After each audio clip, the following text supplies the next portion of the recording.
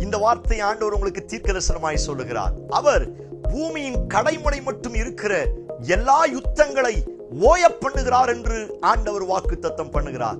இன்றைக்கும் எனக்கு விரோதமாய், என் குடும்பங்களுக்கு விரோதமாய், என் பிள்ளைகள், என் கையின் பிரயாசங்கள், என் ஆவிக்குரிய வாழ்க்கைக்கு விரோதமாய் பல யுத்தங்கள் நடந்து கொண்டிருக்கிறது. மந்திரவாதத்தின் மூலமாய், பில்லிசூனியத்தின் மூலமாய், பொறாமையின் மூலமாய், சாபத்தின் மூலமாய், பாவத்தின் மூலமாய் பல யுத்தங்களை நான் அனுதினமும் சந்தித்துக் கொண்டிருக்கிறேன். அந்த யுத்தம் அநேக நேரத்தில் என்னை காயப்படுத்தி விடுகிறது. அப்படிப்பட்ட யுத்தத்தில் சிக்கின நிலைமையில் இந்த சத்தத்தை கேட்கிறீர்களா? உங்களை பார்த்து யுத்தத்தில் வல்லவராயிருக்கிற இயேசு வாக்குத்தத்தம் பண்ணுகிறார். சகல யுத்தத்தையும் நான் ஓய பண்ணுவேன் என்று ஆண்டவர் சொல்லுகிறார்.